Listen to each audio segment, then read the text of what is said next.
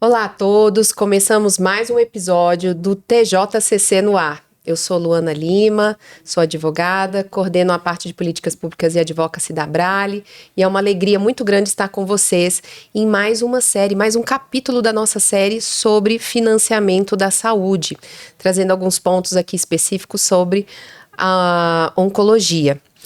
E hoje eu tenho uma alegria muito grande. A nossa convidada de hoje é uma das maiores referências no Brasil em saúde coletiva, médica e acadêmica, eleita da Academy for Quality and Safety in Healthcare, professora convidada da Faculdade de Medicina da Universidade de São Paulo e professora titular da Fundação Getúlio Vargas. Seja muito bem-vinda, professora Ana Maria Malik. Que alegria te ter aqui, professora. Obrigada, Luana. É uma alegria e, acima de tudo, é uma honra estar falando aqui nesse podcast. Honra nossa, né, de ter aqui suas considerações, de ter suas ideias. Você sabe, a gente te acompanha, você é uma pessoa muito querida para o movimento Todos Juntos contra o Câncer. Estamos juntos faz tempo. Isso mesmo, isso mesmo. Então, a professora Ana Maria é uma grande parceira aqui do movimento TJCC, ela esteve conosco em recentes painéis, um deles sobre a história do SUS, no congresso, no nosso último congresso, TJCC. Esse painel foi em celebração aos 34 anos do SUS e foi um dos assuntos mais debatidos ali, mais falados, esse encontro histórico ali para essa discussão sobre o SUS no nosso último congresso. Mas, professora, a gente está fazendo esse podcast, né? Vocês viram, a gente teve outros convidados especialistas, né? Para que a gente possa compreender um pouco mais sobre as questões de financiamento, que é um dos temas mais complexos que nós temos quando a gente está falando de saúde, né? Eu tenho aqui alguns dados, né, sobre os recursos. Tanto o SUS quanto na saúde suplementar, o câncer ele tem um grande impacto, a questão da oncologia, né, dos recursos para a oncologia. O impacto econômico e social. Dados do Observatório de Oncologia mostram que 3,9 bilhões do orçamento público em 2022 foram para o tratamento do câncer. Ou seja, é um grande custo e a tendência é aumentar esses valores ao longo dos anos, né? Isso é um dado que a gente tem, né, do observatório, mas a gente sabe que a gente não entende completamente dentro da rede, né, desde da prevenção, diagnóstico, até o tratamento, reabilitação, qual é o valor realmente que é despendido, né, com relação aos gastos para oncologia. Né? E não sabemos também, que é o que a gente debate muito, o impacto social do câncer como um todo. Uma família, por exemplo, que tem um paciente oncológico, né? Precisa de um cuidador, né? A questão do acesso ao tratamento, o deslocamento, então são várias questões. Mas para quem está fora da comunidade oncológica, parece até, assim, quando a gente fala desse número, né, parece um absurdo. E eu sei, professora, né, Ana tem também uma visão com relação a outras prioridades, né, quando a gente está falando de forma geral, né, de saúde. Mas eu queria te escutar um pouco, assim, sobre quais são as premissas que a gente deve considerar, né, quando a gente está falando de financiamento na saúde. Quais são as premissas que a gente deve considerar e dar mais ênfase, né? A gente tem uma situação muito complexa de recursos no país, né? Várias pastas e várias temáticas, né? Hoje, inclusive, a gente teve a divulgação de ações, né, com relação ao corte de gastos. Mas eu queria, se você puder falar um pouco para a gente mais sobre essa questão do financiamento e entender, para que a gente possa entender o que seria uma prioridade, né? Quais são as premissas necessárias para que a gente também venha ter um aumento desses recursos para a saúde. Queria discutir sobre esse tema.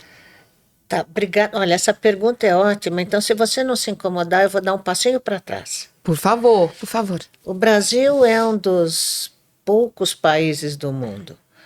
Na verdade, é único. Com mais de 100 milhões de habitantes, nós temos 216 milhões de habitantes, que tem um sistema único de saúde, que tem um sistema universal de saúde. E, apesar disso, junto com os Estados Unidos da América, que não tem um sistema como o nosso, nós somos um dos poucos países onde o gasto em saúde com o setor público é menor do que o gasto de saúde com o setor privado. Isso quer dizer que do nosso orçamento para a saúde, que é em torno de 9% do nosso PIB, em torno de 53%, 54% vai para o privado e 46%, 47% vai para o público. Isso é uma coisa importante, porque assim, tudo bem, os tais 9% não são diferentes da maioria dos países da OCDE, mas nós temos uma população maior e um PIB menor do que boa parte desses países, né? Então, esse é um primeiro ponto. Quer dizer, sempre tem a discussão do falta dinheiro para a saúde ou o dinheiro é mal gasto. E eu acho que a gente tem que pensar em em ambas as situações. Eu ouvi outro dia de um economista da saúde muito conhecido uma frase que eu achei que é interessante, inteligente, mas que não dá para falar que o dinheiro é mal gasto enquanto a gente não atingir o recurso que é de fato necessário. Eu acho que a frase é boa, mas eu não sei se eu concordo integralmente com o que ele diz. Agora, quando a gente fala com o recurso gasto no setor público, tudo bem. Setor público todo mundo conhece. Os 50 e poucos por cento que são gastos no setor privado, as pessoas imediatamente associam, então vai para os planos de saúde. E não. Quer dizer, desses 50 e algo por cento, em torno de 40% vai para as operadoras de saúde, mas os outros 60% saem do nosso bolso, assim, do meu, do seu, do bolso da população, seja ela qual for. Quer dizer, quando você vai na farmácia comprar um remédio, porque você quer comprar esse remédio. Quando você vai ao dentista, porque sim. Quando você vai ao... Qualquer pessoa que te dá conselhos na área da saúde, suplementos que seja, esse dinheiro ele sai do nosso bolso. Então, na verdade, o grande... E somos nós também que pagamos a suplementar, em última instância, e são os nossos impostos que pagam o setor público. Quer dizer, doutora Ana, não tem o que fugir. Se você me permite interromper, eu acho que isso é uma das questões assim que a gente precisa falar mais, porque a sociedade e nos debates em geral, a gente não discute isso. O impacto que tem, né, por exemplo, da saúde suplementar, das políticas na saúde suplementar, para toda a sociedade, para aqueles que estão, para o SUS, né, para o SUS. Então, eu estava recentemente num congresso onde a gente estava falando especificamente da saúde suplementar e a gente chegou nesse ponto que a gente não conhece realmente, não sabe, as pessoas não compreendem essa questão, que esse valor, por exemplo, da saúde privada, a gente tem uma parte do financiamento que é toda a sociedade que arca com ela, que tem impactos para o sistema único de saúde também, né? Acho que isso a gente precisa ter maior clareza. Né? Fica tudo muito claro se a gente pensar, primeiro, quem paga imposto somos nós. A gente paga imposto de renda, ok. Tem gente que paga mais, tem gente que paga menos, tem gente que é isento. Até aí estamos em casa. Agora, qualquer coisa que você compre ou que você consuma, você paga um imposto sobre circulação de mercadorias. Então, de novo, a gente paga. E aí, esse imposto é assim, se você compra um lápis, o que você compraria? Um lápis hoje em dia? Eu não sei, mas se você compra uma garrafa de água, o imposto que está nessa garrafa de água é igual para um multimilionário e para um morador de rua que eventualmente compre uma garrafa d'água. Então, nesse caso, são todos os nossos impostos que vão para o estadual, federal e municipal. Sim. No caso da suplementar, o Brasil é classificado pela OCDE como um país no qual os planos de saúde você compra se você quiser. Há sistemas de saúde no mundo onde é obrigatório ter um seguro de saúde, mesmo que, quer dizer, sendo controlado pelo setor público, mas a compra deste seguro é obrigatória. Então, a Holanda é um, Israel é outro, Suíça. a Suíça, exatamente. Então, aqui você compra se quiser, e o maior mercado, as pessoas têm se queixado disso, mas quem mais paga pela saúde suplementar são as empresas nas quais os brasileiros que têm a sorte de ser contratados trabalham. Isto significa que, por exemplo, quando eu compro a mesma garrafa d'água, a qual eu me referia antes, primeiro, está no preço da garrafa d'água o dinheiro que a empresa fabricante da água, e a fabricante da garrafa também, põe na assistência suplementar.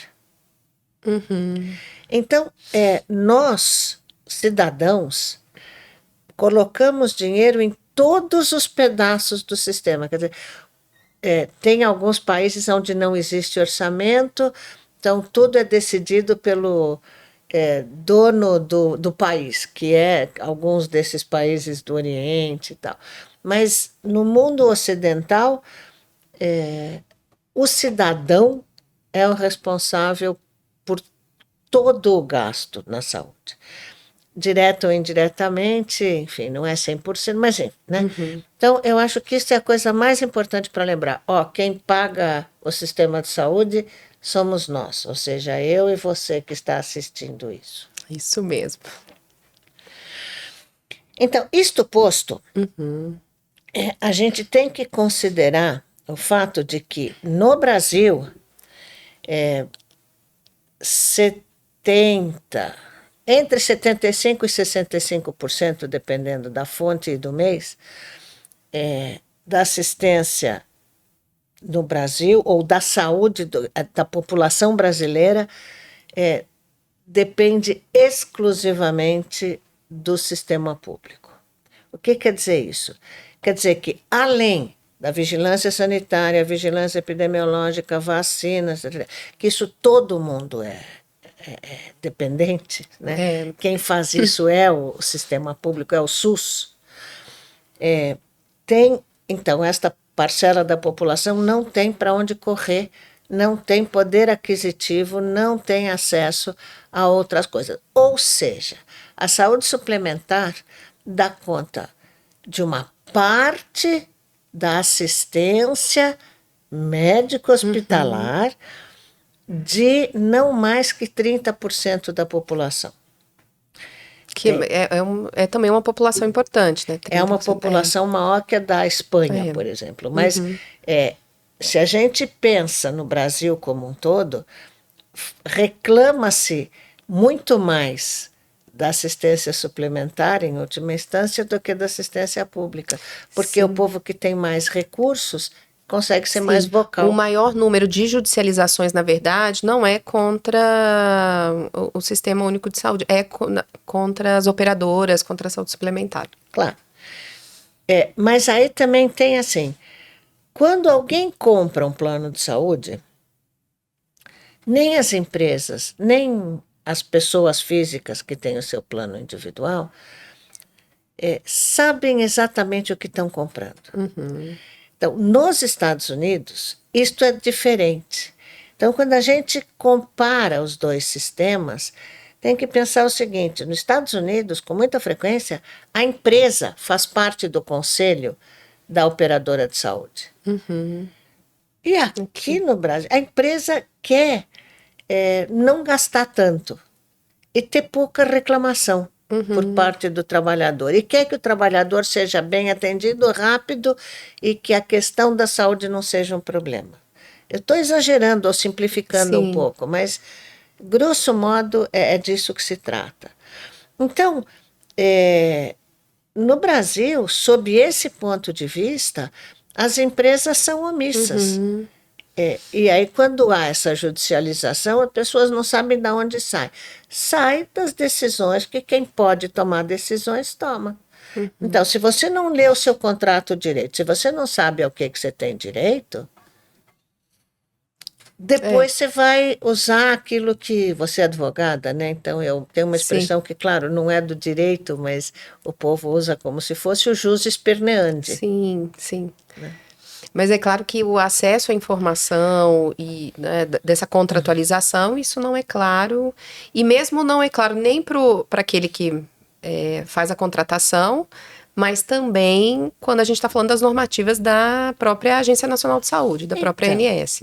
a Agência Nacional de Saúde Suplementar, ela foi criada em 2000, ou coisa parecida, e assim, foi uma coisa muito importante a sua criação, porque até então o mercado dos planos de saúde era qualquer coisa, né? Não tinha regra, não, enfim. A lei, que é de 98, Uhum, ajudou a dar um formato. Mas a agência nasceu com a missão de defender o consumidor. E aí não era nem o cidadão, era o consumidor, porque aí tem contrato, então tem regra de consumo, né, direito do uhum. consumidor. E a ANS, de alguma maneira, faz isso. Mas as pessoas costumam esquecer que as agências, tanto a ANS quanto a Anvisa, fazem parte do Ministério da Saúde. Sim, sim. E aí, porque não necessariamente a forma de trabalho leva isso em conta. A gente está numa coisa do costume, e no costume cada um mais ou menos faz o seu. Então, nesse ponto, professora, eu queria escutar a sua opinião, porque, na minha visão, é claro que o Ministério da Saúde tinha que ter um papel coordenador. Então, quando a gente está falando de Anvisa, de ANS, né, de ter um alinhamento com relação à política pública, né, desenvolvida ali pelo SUS, né, com a participação da sociedade civil, enfim, deveria ter uma conexão maior, né, e um papel coordenador com relação à saúde suplementar também.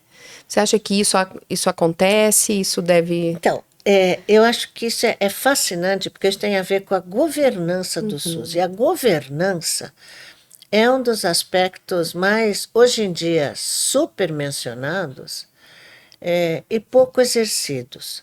Porque governança não é gestão. Governança é dar um norte, como você acabou de dizer, né? Então, em tese, quem está responsável não pelo privado, pelo público, mas pelo cidadão brasileiro Uhum, é o Ministério da Saúde, seja por intermédio dos seus departamentos diretos, seja por intermédio das agências reguladoras. E aí a gente sabe que, por exemplo, o Ministério não manda no secretário estadual, que não manda no secretário municipal, mas, em tese, há conselhos nas diferentes instâncias para fazer isso. E há também instâncias de trabalho conjunto com as diferentes agências. Um dos diagnósticos internacionalmente muito mencionados quando se fala em saúde é de fragmentação dos diferentes sistemas. Isso quer dizer que a coordenação poderia ser melhor. Eu estou sim. usando de um Uhum, eufemismo delicado. sim. Porque cada um vai na sua trilha, cada um faz o que entende. E isso cabe em qualquer, quer dizer, cabe não, isso acontece em qualquer organização, mesmo nas mais simples, em que se bobear, o financeiro vai para um lado, o RH vai para outro, e quem Uhum, trabalha diretamente com o consumidor vai para um terceiro, se não houver instâncias de coordenação. Agora, isso é mais complicado quando a gente fala de um setor como o da saúde, que, tem a ver com a nossa cidadão, vida, em última instância, né? Quer dizer, vida e uhum, segurança da vida, etc. E dois, com 9% do PIB do país. sim. Então, teoricamente, este papel de coordenação, né, de exercer a governança, é fundamental. Uhum, E a gente o observa pouco. Sim, e eu poderia considerar essa como uma premissa quando a gente está falando de maior ênfase também a saúde, de atenção à saúde. Agora, quando a gente está falando no país, eu acabei de lembrar que você, na sua colocação inicial, mencionou o assunto prioridade. Uhum, Então, uma coisa é você falar, enfim, das prioridades do setor da saúde, que aí já dá para discutir muito. Mas a outra coisa é qual é a prioridade do país ou do do estado estado. com E, Uhum, pequeno, né, ou do município. Então, uma das coisas que a gente precisa entender é que não dá para considerar uma prioridade única para os 5.570 sim. municípios que há no Brasil, porque o Brasil é um país que tem qualquer município, né? Ele tem Uhum, de tudo. Ele tem, se você olha, tem um monte de mapas hoje em dia que mostra que cada estado corresponderia a um país em função, uhum. se você olha o PIB é uma coisa, se você olha para o IDH é outra coisa, então você tem uma diversidade enorme. Agora, tem um momento em que, por exemplo, no Rio Grande do Sul, que este ano foi Sim, sofreu. assolado por uma enchente, naquele momento não há dúvida de qual é a prioridade. Uhum. Mas a prioridade não significa eu só me ocupo daquilo. A prioridade significa eu me ocupo mais daquilo, mas tem todo o resto. E, Ana, isso cabe, acho que agora, para a questão da Política Nacional de Prevenção e Controle do Câncer, Isso. que na verdade não é uma política nova, né? A gente tem Não. mais de 10 anos, na verdade, né? A gente tinha uma portaria que estabelecia essa política e agora a gente tem a Lei 14.758, né, de 2023, em que já deveria ter sido regulamentada desde junho desse ano, mas a gente ainda está aguardando. E uma das questões para a regulamentação, né, a gente vai ter portarias específicas, né, sobre os temas relacionados aos serviços, relacionada ao programa de navegação, relacionada à questão dos medicamentos, né, do pagamento dos medicamentos, enfim, por áreas. Mas uma das questões que fez com que a gente ainda não tivesse essa regulamentação é a questão da discussão entre os gestores no âmbito municipal, estadual e federal. Porque é isso, não é somente. São vários arranjos que tem que ser feito. Não é somente ter o Não. estabelecimento de cima para baixo, né, Claro. do que vai ser colocado, mas a gente precisa realmente entender o que é prioridade ali naquela região. E para quem? E Porque para a quem? definição de prioridade depende muito, em última instância, do gestor. Uhum, Então, na sua casa, quem é que vai definir no que vamos gastar o orçamento familiar? uhum, Né?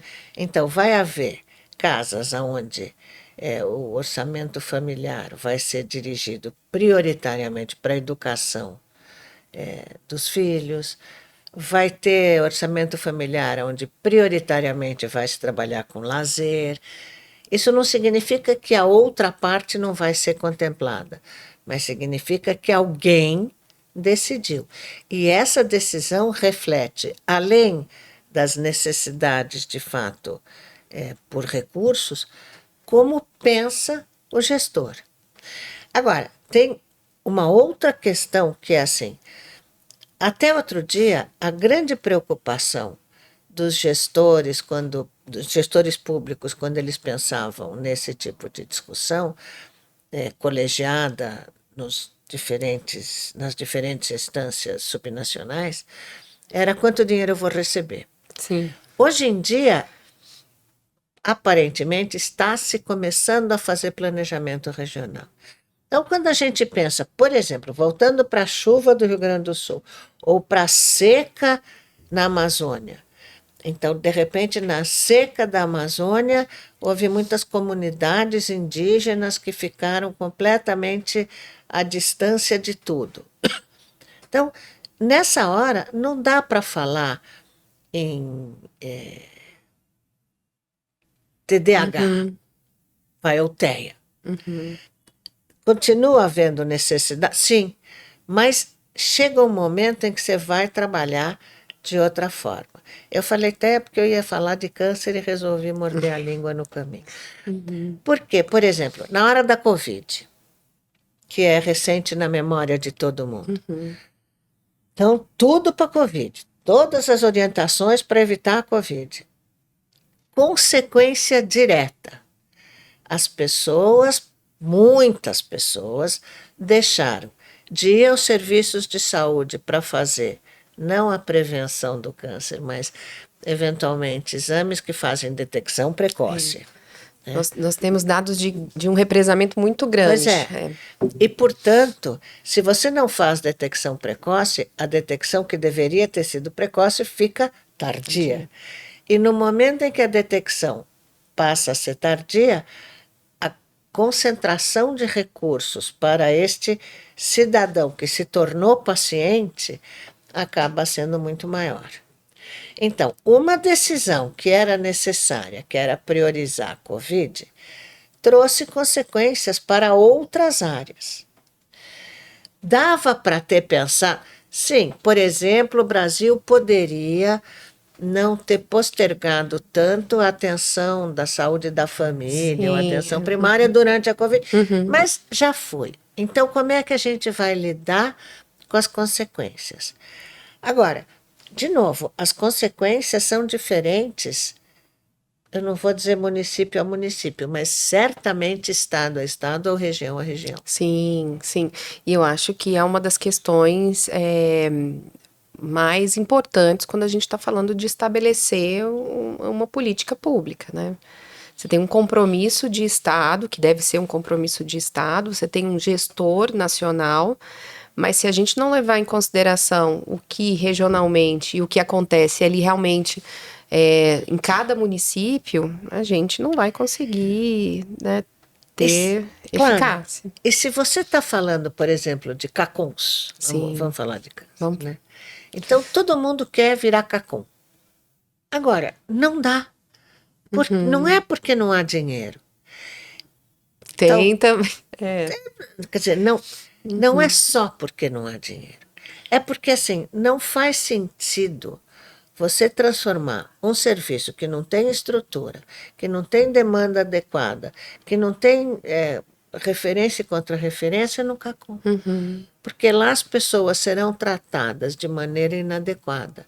Então, em vez de pulverizar o recurso, por que não concentrar de maneira consensuada no âmbito de uma região, mas combinando, de novo, governança, combinando com os demais atores loco-regionais. Porque senão, assim, o óbvio é que o serviço A, B ou C, mas o óbvio pode não ser verdade. Quer dizer, tem que ir lá olhar se o serviço tem condição. Tem que olhar para os mapas de procura, de demanda. Não é só a necessidade é de por não sei que população. Ali tem. O povo chega ou chegaria mais facilmente em outro lugar. Pois é, e são informações que realmente não se tem, né? Deveria ter um monitoramento maior, né, sobre o serviço, sobre o impacto desses serviços. O pessoal só pensa em sobre remédio. quem é a necessidade. Não podemos pensar só nisso. Claro, o acesso ao tratamento é muito importante. Mas quando a gente está falando de recursos, né, e num cenário em que a gente tem recursos, me corrija, né, mas recursos escassos, é fundamental ter um monitoramento, Sempre compreender a situação. há recursos escassos em qualquer área, quer dizer, isso é uma definição da economia. Agora, o que precisa pensar é assim, por exemplo, vamos esquecer todo o resto das necessidades do país. Então, onco tem exames terapêuticas diversas, farmacológicas, radioterapia, mas tem detecção precoce, Sim, tem monitoramento do que está acontecendo com os casos, monitoramento de médio e longo prazo do que está acontecendo com os casos, porque o senso de urgência, eu entendo, para cada caso, a pessoa é 100%. Sim, Agora, na população não é. E aí, assim, o gestor, principalmente o gestor público ou o gestor de uma carteira da assistência suplementar, ele tem uma população para cobrir. Ele tem uma população da qual cuidar. Sim, um impacto coletivo, uma Né? análise, né, de um grupo populacional. Mas para a gente ir avançando um pouco mais, professora Ana, eu falei aqui de prioridades, né, de quais são as premissas necessárias para considerar, você trouxe pontos muito, muito importantes, mas existe algum aspecto que pode ser considerado não prioritário? Ou até melhor, um excesso ou uma ineficiência que poderia ser otimizada? Isso, lógico, a gente está falando aqui de oncologia, mas é válido. Olha, uma coisa que é válida, urbi et orbi, quer dizer, em qualquer lugar, em qualquer sistema de saúde, e que na qual a gente pensa pouco, é que tem que ter o paciente certo, no momento certo, no local adequado, recebendo o cuidado de que precisa. A gente peca, a gente concentra recurso. É quase como se você fizesse exame de colo de útero em homem. Homem não tem útero, vai fazer colo de útero para quê? Mas, né? Então, é, você estimula algumas terapias que não fazem sentido, em lugares onde não faz sentido. Mas por que você acha que isso acontece? Mas é Tanta. no Brasil inteiro com tudo, porque as pessoas não pensam,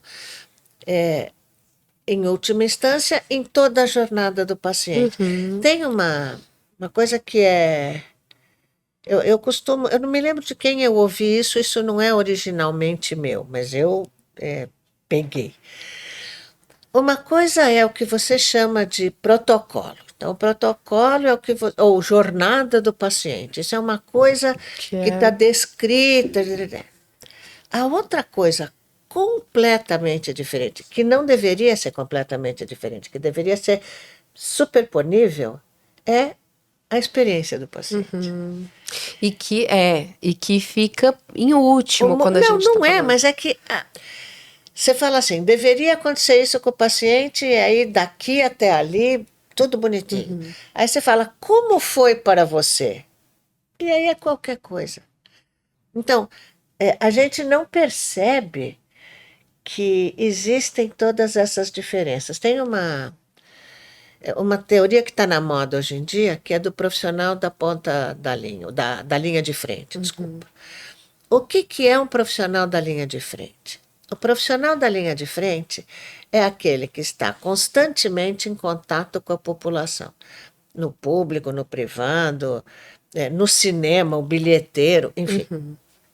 Hoje em dia nem tem mais bilheteiro no cinema, porque as pessoas compram online, mas tá bom. Eu acho que é importante você ter clareza de que este profissional da linha de frente, ele pode ter protocolos a cumprir. Ele pode ter tido treinamento a respeito do protocolo, mas a hora que o cliente, usuário, paciente, consumidor, cidadão chega na frente dele, ele vai ter uma reação que não necessariamente está no protocolo. E aí é na hora A do vamos ver. especificidade do caso. Exatamente. Então, cada um que tem a sua rotina, então, num serviço onde, em tese, diz a jornada, era para fazer assim, assim, assim, assim, a hora que vem o 105º paciente dos últimos 15 minutos, que jornada, o quê? Eu vou fazer o que der para fazer e pronto, acabou. E, portanto, fura. E aí eu vou ficar com esse paciente porque eu gostei do paciente, eu quero ver o que aconteceu com ele. Quando, na verdade, o melhor lugar para ele não seria aqui com você, seria num outro tipo de serviço. A gente está vendo um esforço do Ministério da Saúde no sentido de ter linhas de cuidado, de ter os PCDTs que vão, acho que vai ajudar bastante. Mas se isso não chegar lá na ponta, realmente a gente não, Pois é. não vai, Então, não vai ter o objetivo não vai ser atendido. os técnicos dão conta de fazer as linhas.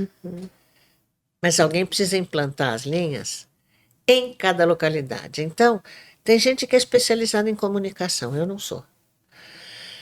Mas como é que você vai se comunicar com aquele cidadão, não é nem o paciente, com o cidadão, para convencê-lo a ir na unidade básica de saúde fazer alguma coisa? Campanha do Novembro Azul, já que nós estamos em novembro, tá bom. Todo mundo já sabe. E aí, hoje em dia, tem tanta cor que tem Outubro Rosa. São várias campanhas ao longo E do cada ano, lugar mas... aí o dia do doador de sangue fica no meio do Novembro Azul, aí pinta o Cristo Redentor de vermelho. As pessoas estão ficando daltônicas, não aguentam, não conseguem mais enxergar a cor, de tanta cor que tem. Então a gente precisa talvez encontrar um mecanismo mais eficaz. Quer dizer, independente de ser tudo bonito, né? Eu tinha brincado que eu devia ter vindo aqui hoje, já que é outubro de azul e não de verde, mas a gente tem que pensar em o que faz sentido para a pessoa entender, porque também uma pessoa que trabalha numa indústria, numa cidade, né, pensa diferente, é uma pessoa que vale tanto quanto qualquer outra, Sim, claro. Mas ela pensa diferente de um agricultor, ela pensa diferente de um de uma pessoa dos povos originários. Se for homem, pensa diferente de mulher. Então você tem que saber como você vai atingir essa atingir isso. diversidade que a gente tem, dos grupos E populacionais. Né? comunicação é um conhecimento não suficientemente desenvolvido. Tem gente que fala assim, mas se consegue vender sabonete, por que não consegue vender educação e saúde? É uma boa pergunta. Vai ver que há outros interesses por trás. Professora Ana, outra questão que tem muito impacto com relação, quando a gente está falando de recursos e de orçamento, é a judicialização, né? Super complexo, enfim. A gente teve uma decisão recente agora do STF sobre esse tema. Foi feito um acordo, na verdade, a homologação de um acordo em que estava presente o Ministério da Saúde. Então, hoje a gente tem a definição de quem é responsável pelo quê, quem paga o quê, a responsabilidade do município, dos estados e da União, e também a competência. Então, da competência da Justiça Federal, enfim, pelos casos. Pelos valores. Pelos valores. A gente Pelos tem montantes. impacto. A gente teve um impacto muito grande com relação a essa decisão, porque agora, com o acordo que foi feito, então a gente tem uma linha de seguir, né? Quando chega a demanda ali para o juiz, os medicamentos, a ordem é que sejam garantidos aqueles que já foram incorporados à Conitec, né? Então, é uma questão importante. Eu não vou falar aqui dos impactos que a gente tem, que não foram tão positivos, né? Sobretudo para os pacientes de doenças raras, para os pacientes oncológicos, né?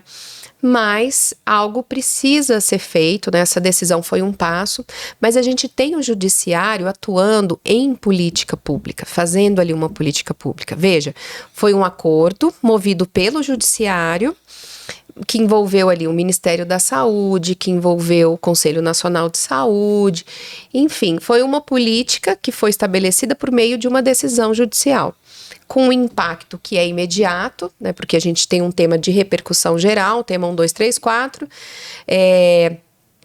e que os juízes deverão seguir, mas que tem premissas, tem algumas premissas ali que você deve considerar como se a gente já tivesse algumas políticas públicas consolidadas, o que ainda não aconteceu. Então, veja, o meu ponto é o seguinte, eu tenho o judiciário que fez uma construção ali para políticas públicas, não é? Então, eu queria discutir um pouco sobre esse papel ali do judiciário e a questão hoje desse recurso ou desse orçamento, né, que fica com a judicialização. Olha, Luana, na verdade o mundo é como é. Se as coisas não fossem como são, elas seriam diferentes. Então, teoricamente, o judiciário julga, ele não legisla. Mas, do jeito que estamos hoje em dia no país, o judiciário legisla. Tá bom. Mas ele não legisla sozinho, pelo menos. Então, isso é uma coisa importante. Agora, se a gente sai do campo da saúde e a gente vai pensar em o que quer dizer qualidade, para tomar uma boa decisão na sua vida, nos negócios, na saúde, o decisor deveria se basear em coisas de conhecimento profundo e não necessariamente os juízes têm um conhecimento profundo da área da saúde. Então, eles podem ser influenciados por diversos, enfim, critérios, porque a aula número 1 de avaliação é que qualquer avaliação é baseada em critérios. O importante é você definir qual é o critério que está sendo usado. Agora eu vou falar uma coisa que é uma obviedade, mas que a gente esquece. Na nossa Constituição, artigo 196, e olha que eu não sou jurista, você que é. Fala do Saúde é um nosso- direito do cidadão, dever do Estado. Vírgula. Uhum. Garantido mediante políticas Que é a econômicas, vírgula que a sociais. gente Tarará. sempre A não gente bota um cita. ponto final. Isso. E aí, assim, então, saúde é um direito cidadão, dever do Estado, ponto, significa tudo para todo mundo o tempo todo. Quer dizer, isso, mas não existe nem, de novo, na sua casa. Garantido mediante essas políticas, ótimo. Então, alguém precisa implantar essas políticas. De novo, aí a questão do costume, a questão do Brasil é que a gente ainda é muito curto-prazista. Então, a gente não dá o tempo que precisa para a política ser implantada e avaliada. Só que acho que essa questão é porque a gente não faz mesmo uma construção, planejamento, planos a longo prazo. Na oncologia a gente tem discutido muito isso. Por exemplo, para uma ação eficaz, a gente deveria ter um plano pelo menos de 10 anos. Mas é isso, é tudo, as políticas são imediatistas. Apesar da gente ter leis, né, que estabelecem essas políticas, a gente não tem planejamento a longo prazo. E se acontecer dessa lei que acabou de ser promulgada, não ser regulamentada ou ser regulamentada diferente, já mexeu no prazo. Então, quando você faz uma proposta, digamos, uma coisa é o tal protocolo, a jornada do paciente, a outra coisa é a navegação e é o cuidado que o sistema de saúde tem que ter com o cidadão. Então, se o cidadão está vinculado ao sistema público, à operadora A, B ou C, ou ao hospital A, B ou C, ou, este ente tem que saber como ele vai olhar para esta pessoa. E aí até, por exemplo, você identificada a doença que a pessoa tem, que pode não ser câncer, identificada a doença que a pessoa tem, o mais correto, o mais adequado seria você saber quanto tempo vai levar para ou essa doença se resolver, no caso de uma doença aguda, ou essa doença ser controlada no caso de uma doença crônica, ou essa doença ser seguida no caso de uma doença de evolução muito longa que você não sabe o que vai acontecer. E isso significa que nesse projeto de acompanhamento você tem que saber o que você espera que aconteça quando. Ou seja, você evidencia conhecimento do que vai acontecer com o cidadão ou com a pessoa. Então, por exemplo, voltando para a Covid, o ápice da pandemia foi 2021, né? Hoje, 2024, as pessoas estão fazendo estudos para ver o que acontece com a Covid longa, em relação a qual não se sabia nada em 2021, porque não existia Covid longa. Agora, se você não tem essa preocupação com o conhecimento, não, com a ciência, com o desenvolvimento do conhecimento, você vai ficar sempre no raso. Sempre eu quero saber o remédio agora. Eu quero saber o exame agora. E nós estamos no raso ainda, Yes. né? Nós permanecemos no estado do raso. E aí,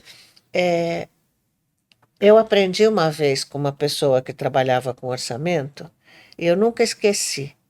Que você não faz um orçamento, digamos, para 4 anos e depois você faz um outro orçamento para mais 4 anos. É tipo, você faz hoje o orçamento para 2025. Já devia estar pronto, mas enfim. Desculpa, para 2025, 26, 27 e 28. No final de 2025, você revê o que aconteceu em 2025 e você faz um novo orçamento para 26, 27, 28 e 29. Se você deixa o orçamento esquecido e faz de conta que você acha que o que você combinou com o universo aconteceu, É o que deveria ser avaliado para as diretrizes orçamentárias, né? por que que não deu certo o que não deu certo? É para manter aquilo ou melhor não, melhor rever? Você tem que se fazer essas perguntas como um bom gestor público ou como um bom gestor sem adjetivo, sempre. Isso é um princípio básico, né? Um princípio básico. Professora Ana, a nossa conversa está chegando aqui ao fim, né, mas foi, acho que, muito importante. A gente sempre aprende muito com você, professora Ana. Mas sobre, só uma última questão, sobre a oncologia. Hoje, com essa política nacional, com a questão que a gente está falando de governança, né, para saúde pública como um todo, se eu estou falando do SUS ou da saúde suplementar, entendendo que a gente tem que ter uma política única que abrace, né, esses dois sistemas. O que a gente poderia agora, né, ter como principal norteador quando a gente está falando de oncologia, né, para o que vai ser estabelecido com relação aos recursos, né? Você falou bem claramente, a gente não tem uma questão só de ter mais recursos, tem uma série de outras situações que a gente precisa trabalhar, né, e que estão ligadas à governança. Mas a gente aqui, enquanto oncologia, né, e compreendendo que a gente tem diversas prioridades no país, oncologia, a gente tem doenças crônicas como um todo, né? Mas para a gente poder melhorar ou engatar, por exemplo, essa política nacional de prevenção e controle do câncer, o que seria importante com relação aos recursos para que a gente observe? Então, eu acho que você, quer dizer, pelo que eu olho, não é nem, pelo que eu consigo interpretar, a área de oncologia tem uma característica que a diferencia positivamente das demais, que tem uma série de organizações da sociedade civil, com representantes de doentes, né, que participam dessa definição, o que não necessariamente acontece em relação a todos os demais. Então, na área de oncologia, acho que tem que se ouvir mais, talvez rever as caixinhas. Mas o que eu ia dizer em relação à saúde como um todo era isso, quer dizer, ouvir mais gente e quebrar os limites das caixinhas. Ouvir mais gente, quebrar as caixinhas. Professora, muito obrigada. A gente quer caminhar com essa política e, claro, que a gente tem um sistema realmente, né, a palavra que se usa, mais sustentável, mas o que a gente quer é um sistema realmente mais justo para todo cidadão, para todas as pessoas, né, que estão na saúde suplementar, que estão no SUS, que a gente possa ter as políticas mais bem coordenadas realmente, que a gente venha compreender que a gente tem um único sistema, né, de fato valorizar, né, o SUS, e que as coisas a gente possa ter uma perspectiva melhor para o desfecho daquele paciente que está enfrentando uma doença.